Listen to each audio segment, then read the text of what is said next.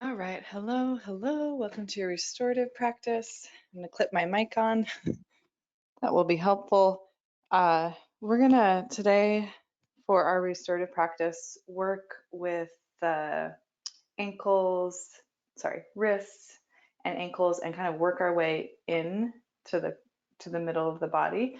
So we'll kind of hit all the major joints, working with the limbs and then into the central axis of the spine. And to begin, you'll want to grab your typical props, whatever you typically have, such as blankets and pillows and couch cushions. You might want wall space nearby. I'm going to give us lots of different options today.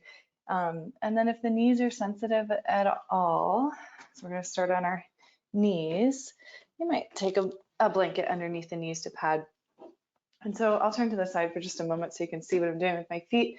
I'm going to tuck my toes under, sit back on my heels, and find a little bit of sensation on the sole of my foot.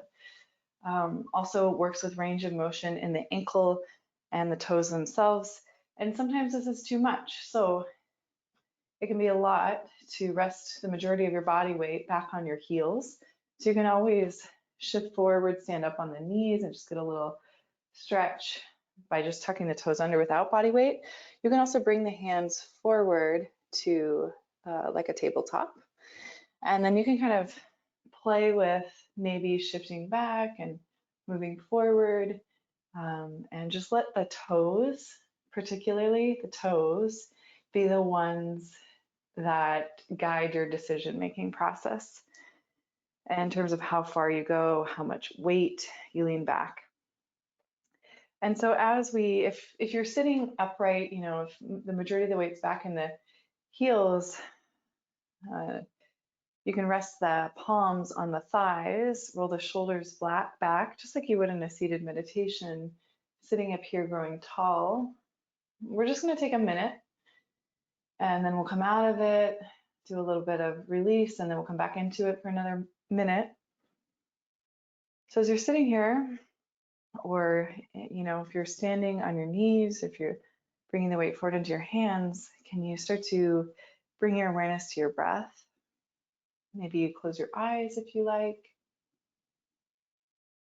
Start to deepen the breath to the best of your ability. And let's take one more breath here. Wherever here is for you today.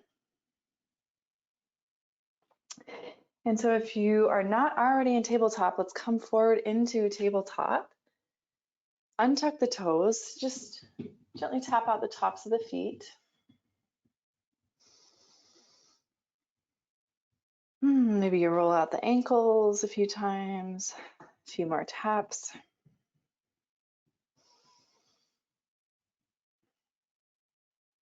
And then once more, we'll tuck the toes and we'll lean back a little bit, however much body weight you need. Your toes are the guide here.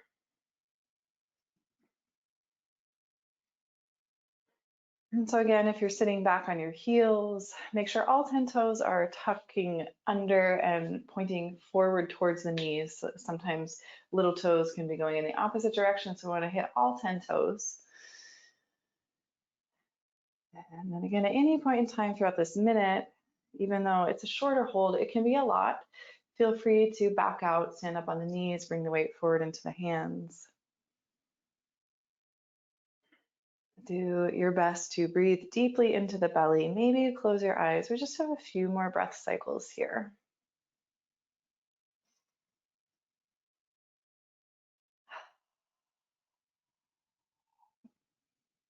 One more deep breath in wherever you are. Deep breath out. And then second time coming forward into tabletop, if you're not already there, let's untuck the toes, tap out the tops of the feet, tops of the toes. And then see if you can get your feet, the tops of your feet flat, so the ankles flat on the mat. And then we'll send the weight back towards the heels. And again, this is relative to you and your range of motion in your ankles. For some of us, that means we keep a lot of weight forward and we just practice relaxing the ankles until they become flat, and that might not happen today, and that's totally fine. For some of us, we can gently lean a little bit of weight back, like as if we were moving into a child's pose with the chest lifted. And then for some of us, we can sit back on our heels, like you were going to come back into Virasana, hero's pose. But the intent of this first part of our practice, like I mentioned at the beginning, is to work on range of motion in the ancillary joints, such as ankles and wrists. Obviously, right now we're focusing on the ankles. So find that path, that trajectory, that end range of motion for you and your body. It's going to look different for all of us, and that's okay.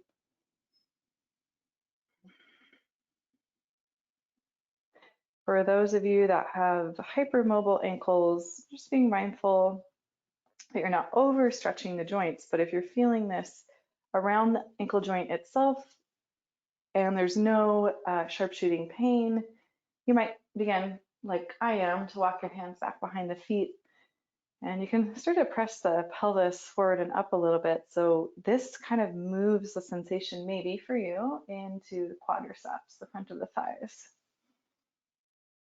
We just have a few more breaths here.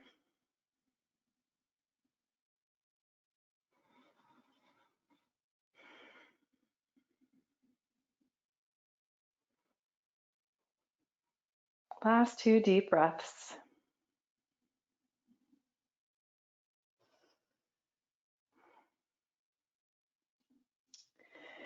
And then we'll come back to a tabletop shape. And now we're going to start to work with the wrists a little bit, and then we'll get into our longer holds.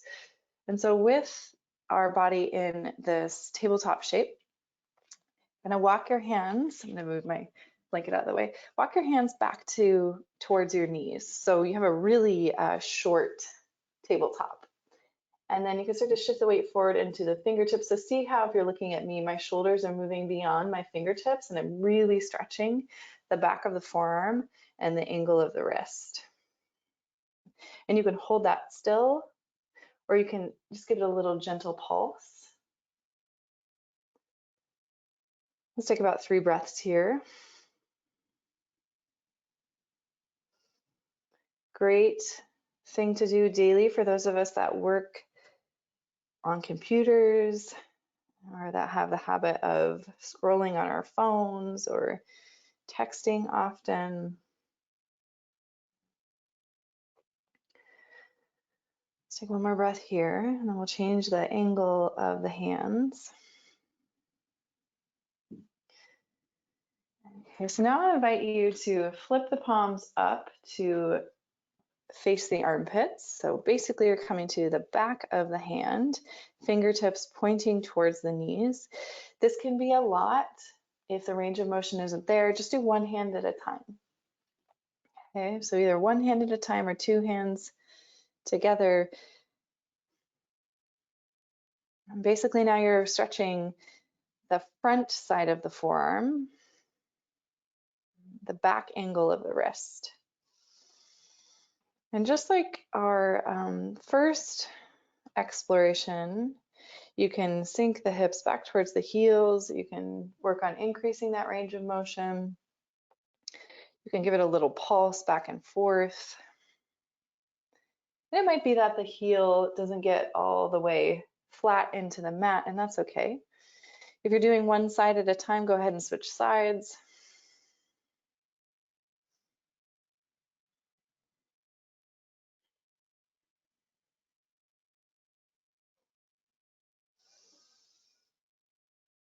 And let's take 3 more breaths.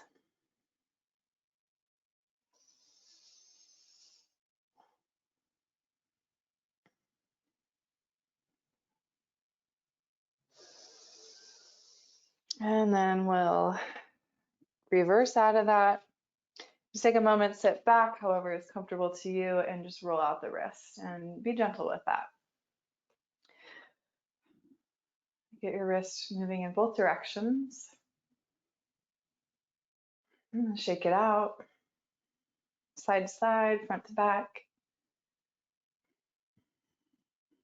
And now we're going to start to move down into shoulders, and elbows, and just kind of work our way down into the central axis of the spine. And so depending on what props you have around you, like for example, you could use a stool for this, you could build a little shelf with couch cushions. You can also do this in more like a puppy dog pose, which is kind of like a half tabletop, half downward facing dog. So for puppy dog pose, if you don't want to have props, the legs stay in tabletop as the hands walk forward to the upper outer corner of your mat, and then you relax the chest, the forehead, elbows and forearms can soften. Okay, so there's one option. And then second option, if you do want to use props, you might build a little shelf, so maybe couch cushions stack in front of you, or that stool comes in front of you. Make sure that's a stable base. The elbows are going to rest here. And then for this variation, the hips move back towards more like a child's pose. So my elbows stay on that little shelf I'm creating. The head gets to relax between the biceps, and my forehead just brushes beyond the edge of the cushion and eventually just kind of floats in space above my mat. You can from here bend the elbows and let the hands just rest at the nape of the neck.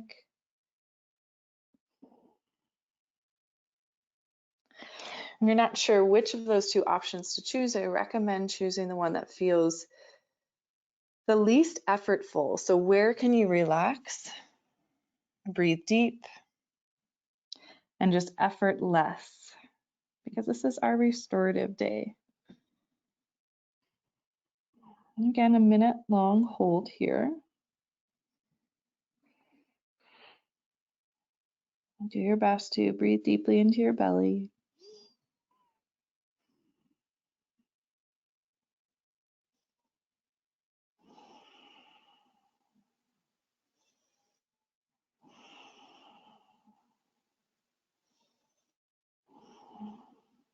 Relax your neck and your throat.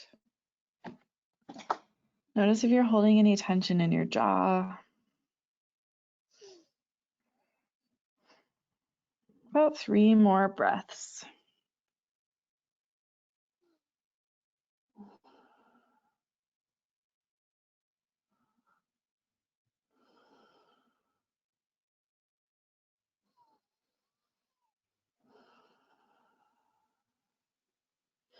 So from that puppy dog pose, if that's where you are, you can shift the weight back into the hands. And then the same thing if you use that shelf, shift the weight back into the hands, and we'll move these props out of the way. Okay, so we got ankles, we got wrists, we get a little bit of shoulders. Now we're going to work with a little bit more of the lower half of the spine and start to check out what's going on with the hips today. A couple different variations of this shape as usual. So if you have wall space available, you're more than welcome to take legs up the wall for this. It would basically be the same thing I'm going to do seated with the sits bones at the wall, right? So that just takes pressure off the low back and the spine if when you're seated, you feel really rounded forward and there's a lot of effort in the spine, because we want to start to move the weight and the attention down into the hips and the lower body in terms of relaxation. So I'm taking my right leg out long, bending the sole of my left foot against the inner thigh, and then option here to turn over the leg and fold over it if you're got a lot of mobility and range of motion. Or again, you can build that little shelf, so you can grab a stool, set it right over that leg, make a shelf, fold the hands and rest the forehead. If you have props at home, like a stack of books, again, you can make your own shelf. So I'm just kind of building my own little stool here and folding over the straight leg. And so the tissue around the hips and the low back tends to be a little bit, there's just more to it. So it takes a little bit longer to release because we have more tissue, more muscle around the lower half of the body than in the shoulders, typically for most of us. And so this will be a little bit longer of a hold. We'll be here for about 3 minutes. If you're finding yourself really uncomfortable in this seated position, like I said, you can take this legs up the wall first. So you'd scoot to the edge of the wall, kick your legs up, and then just bend that left knee and extend that right leg out to the side. So the whole upper body relaxes. You're just letting the legs passively release.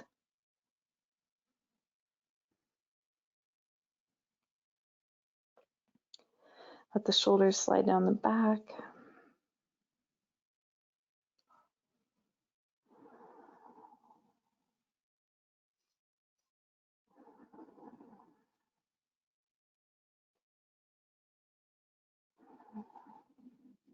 Maybe try to swallow to relax the throat. Remind yourself to soften the jaw. About halfway through our hold, so if the body is telling you to go deeper, you can always remove props, and also you can always add props.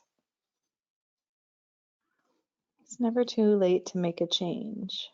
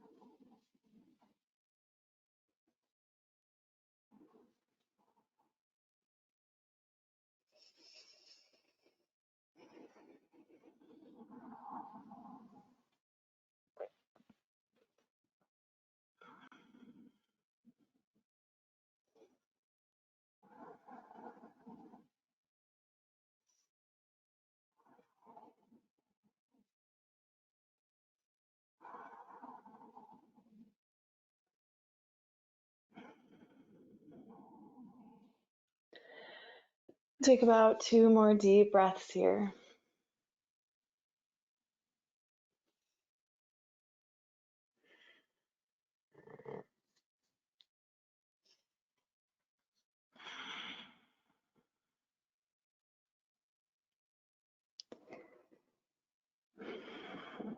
So if you've got your legs up the wall for this one, you can just start to come back through center. You can help that outer leg come back up, and then you could always bend your knees and let them rest into your chest at the wall. If you're in that seated forward fold, gently sit up nice and tall. Take a few moments here in center to just sit up. You can do anything you want with the legs, but we'll just sit up and breathe for a few moments.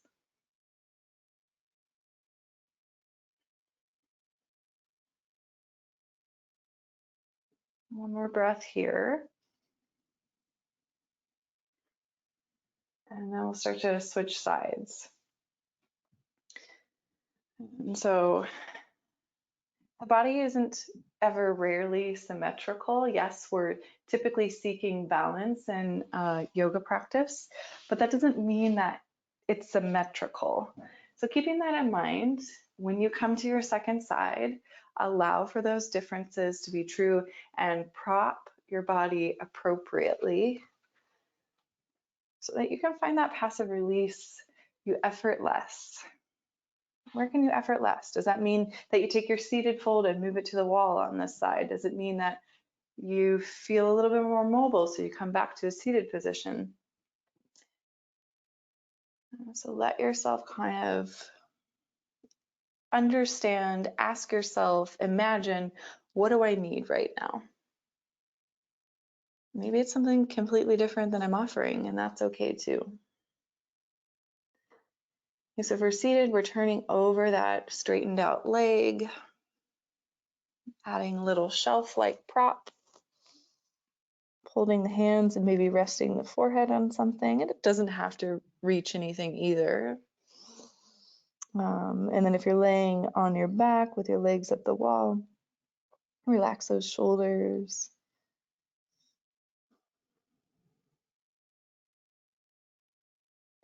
No matter what you're doing with your props and how you've positioned your body, as we settle in here for a 3-minute hold, can we really just all tap back into the breath? Deep belly breaths.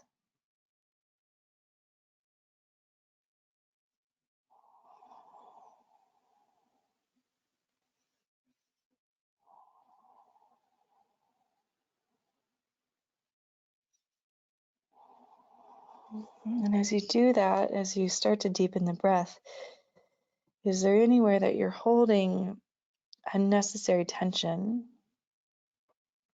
that you could just start to imagine releasing on an exhale?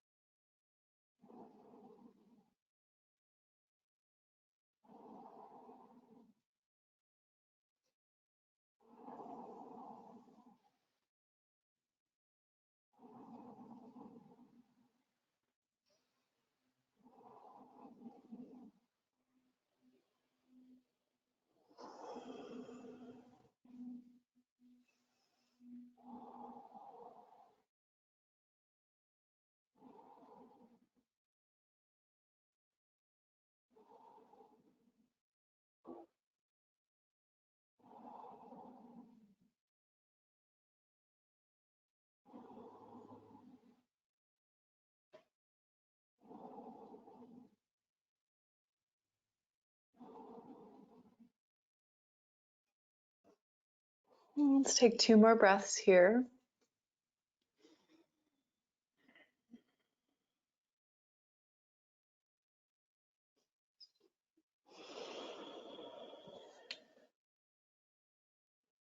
Be gentle with yourself as you start to come back through center.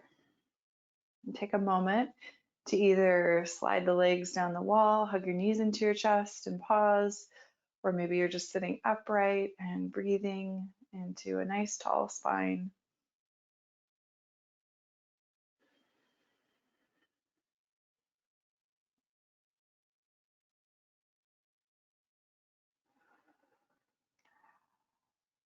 Okay, so the last hold we'll take will be a twist, a supine twist on our backs.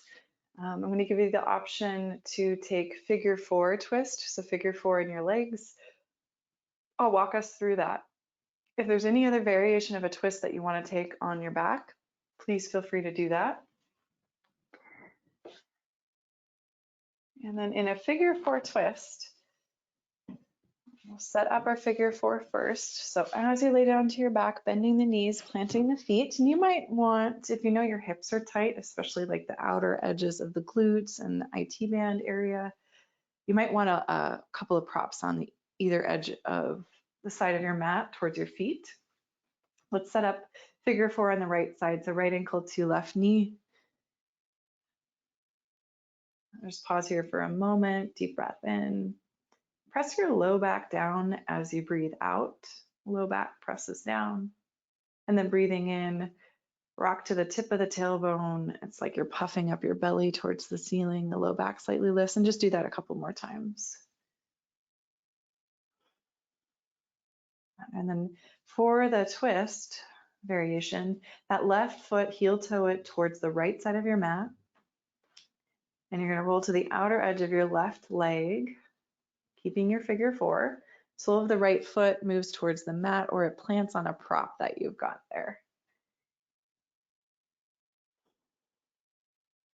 And then with your arms, you could stretch them out wide if you like. You can also, if your right foot is accessible to your left hand, you could reach down and just gently hold that ankle. That's left hand to right ankle. If that little bind is causing more tension and you're efforting more, then forget about it. It's not needed.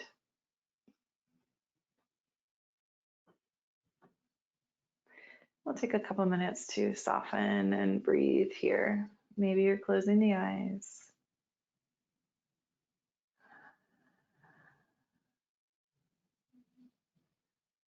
Let the shoulders be heavy down the back.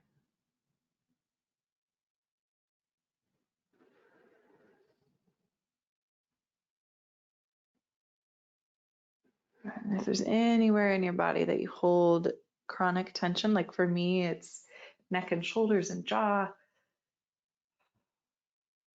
just reminding yourself to bring your awareness there. See if you can release that tension on an exhale.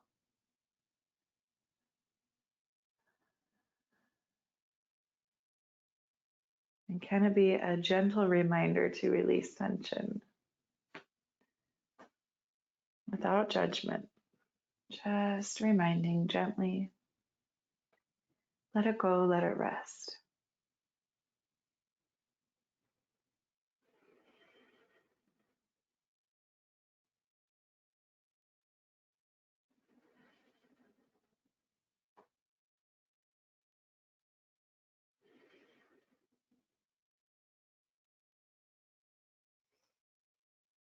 Two more breaths here.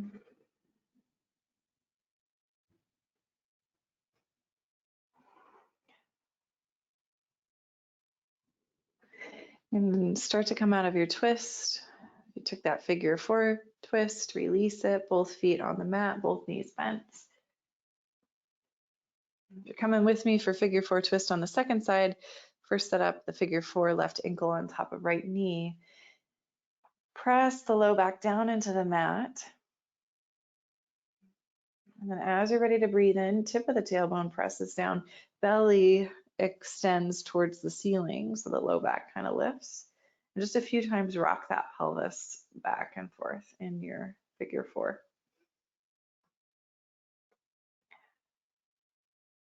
And then we'll take this off to the right side. So first heel toe, the right foot towards the left, and then tip your figure 4 all the way to the side, right side. Outer edge of the right leg relaxes to the prop or the mat. Sole of the left foot plants on something solid. Doesn't have to be the floor. The floor is far away. Slide a prop underneath it.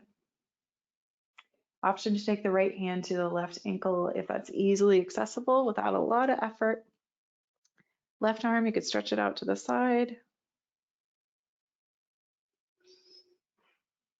A couple minutes here.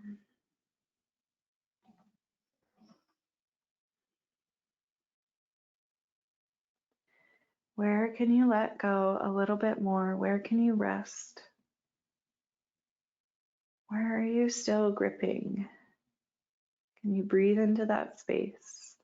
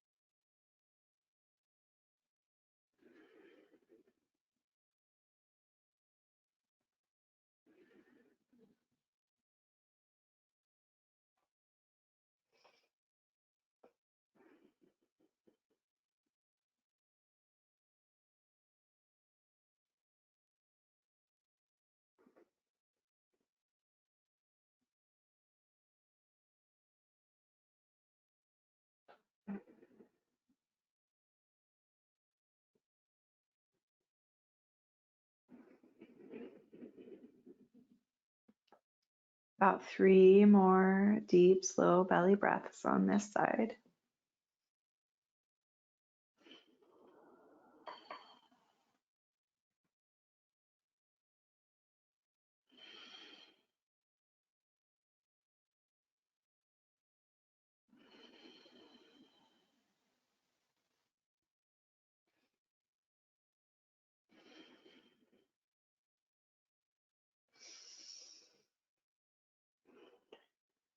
And take your time unwinding out of your twist.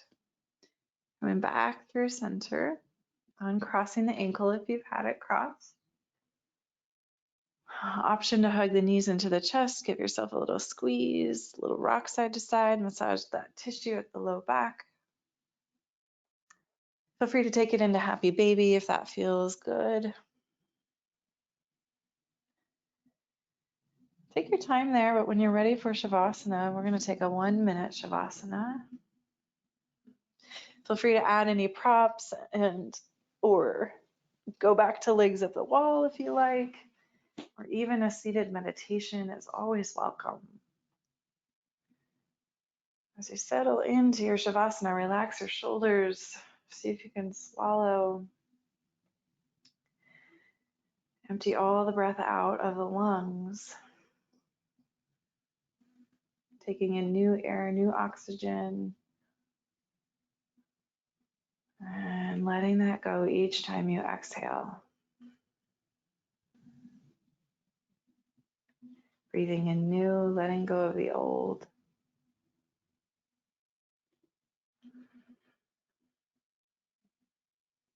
Shavasana.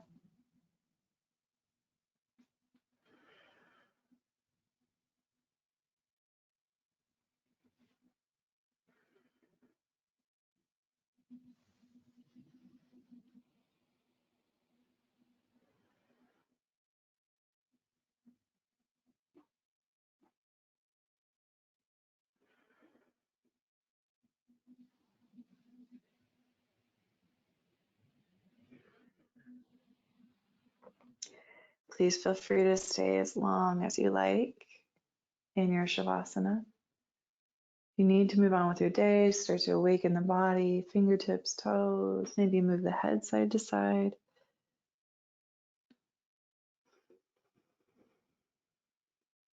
If it feels good to you, you could stretch your arms up and overhead, breathing into the length of the body. If you're on your back, bending the knees, rolling off to a side, moving through fetal position to come up to one final seated position.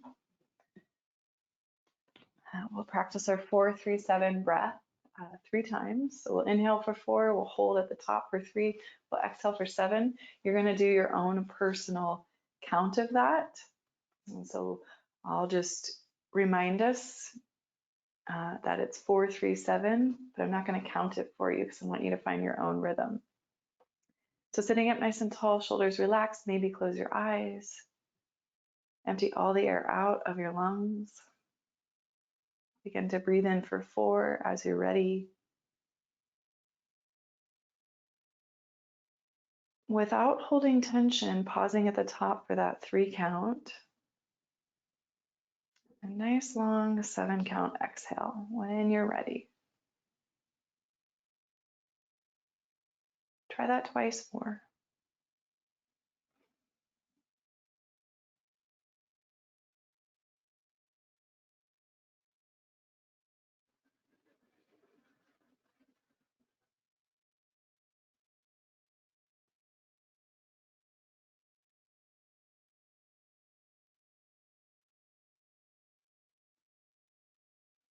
The next time you breathe out, let that be your last.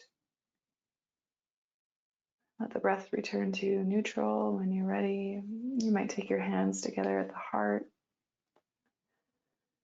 Find the chin into the chest, taking a moment to honor this is my body, this is my breath. With reverence and gratitude for the practice, may we use the fruits to serve our highest good. May we share it with those around us that we love and who could use healing. May we remember to send love and healing to all sentient beings around the world. May they be happy. May they be free. Namaste, yogis.